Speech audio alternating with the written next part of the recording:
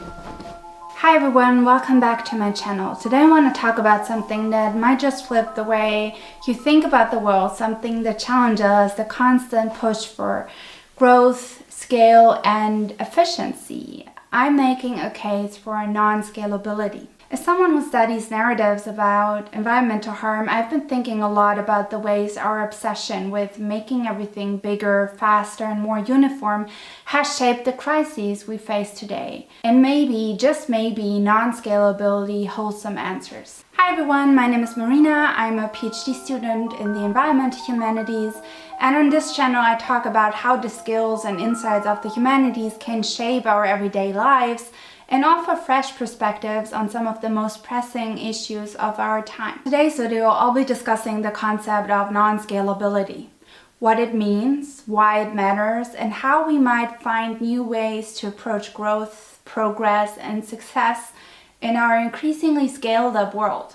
Along the way, we'll dive into the fascinating world of mushrooms and explore how certain ecosystems actually thrive because they don't scale. I'm excited to share these ideas with you. Scalability is everywhere. It's what lets a fast food chain serve the exact same burger in New York, Berlin, Tokyo. It's why tech startups are obsessed with growing their platforms to millions of users. And in fact, scalability is so central to how we think about success that it's hard to imagine doing things differently. But what if I told you that this focus on scalability, on expanding and replicating endlessly, comes at a cost, and that the things we lose in the process are often the most vital, the most beautiful? So this idea comes from Anna Tsing, a brilliant anthropologist who argues that scalability works by raising relationships, diversity, and context. It's about standardizing everything so it can be replicated on a massive scale. And let's be honest, on YouTube you'll find endless advice on growth, how to hustle harder, scale your business, and maximize efficiency. But only if you're talking about the value of slowing down or working smaller or staying connected to what actually matters. That's the conversation I want to contribute to. So what's the alternative? Enter non-scalability. This is the idea that some systems thrive precisely because they don't scale. Take the example of the matsutake mushroom, which Anna Tsing explores in her book. These mushrooms grow in forests disrupted by industrial logging, but they don't thrive in orderly, scalable plantations. Matsutake depend on messy relational ecosystems, on interactions with specific trees, soil types, and even insects.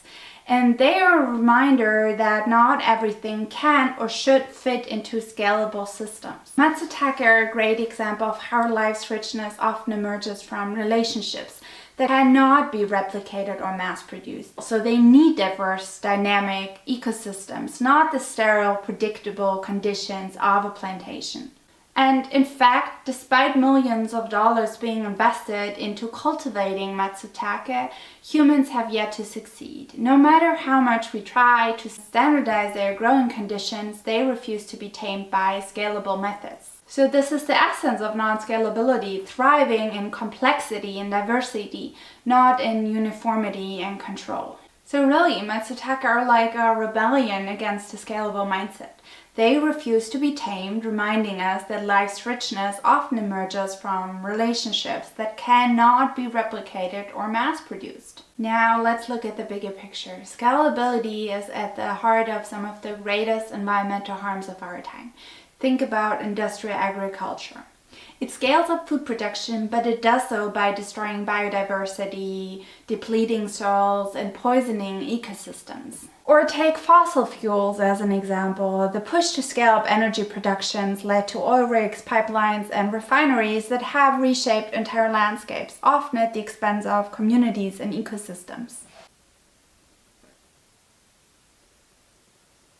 But it's not just about the environment. Think about education. When we try to scale learning, what happens? We build massive online courses that can teach thousands of students at once, but they often sacrifice the relational aspects of teaching. Things like mentorship or one-on-one interaction and cultural relevance. So scalability can flatten processes, reducing diversity, interconnected systems into simplified, extractive ones. And when these systems collapse, it's often the people and places least responsible for the harm who suffer most. Now, I also want to make a point here. Scalability is not inherently bad. In fact, it can be essential in areas like education or healthcare, where reaching a wide audience or providing affordable solutions can make a huge difference. Scalable systems can provide opportunities for people who might not have access otherwise, like affordable online learning or access to life-saving medicine. But it's the exclusive focus on scalability, the assumption that everything should scale, that I think is problematic. There needs to be a balance between scalability and honoring what cannot be scaled. So what does non-scalability teach us about finding a way forward? It reminds us to pay attention to the things that don't scale: local knowledge, relational ecosystems, cultural traditions, and the small, messy, interconnected webs of life that really keep our world alive. Non-scalability also challenges the stories we tell about growth and success. In a world obsessed with bigger is better, non-scalability asks us to slow down, to think smaller, and to prioritize care over expansion. Imagine if instead of measuring success by how much we scale up, we measured it by how much we nurture relationships. What if we valued resilience over replication, diversity over uniformity, depth over breadth? As someone who studies narratives about environmental harm, I've seen how scalability creates stories of domination, humans conquering nature, extracting resources, building bigger and faster.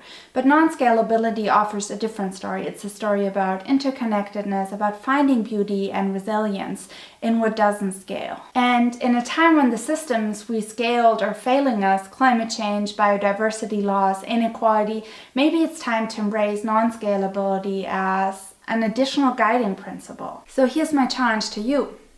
Start looking for non-scalable systems in your own life. Maybe it's a garden, a friendship, a local business, or a tradition passed down in your family.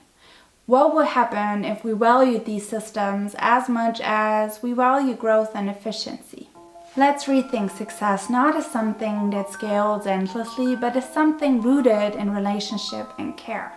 Thank you very much for joining me on this journey. If you enjoyed this video, please like, subscribe, and let me know in the comments, what are your thoughts on non-scalability? How do you see it shaping the world around you?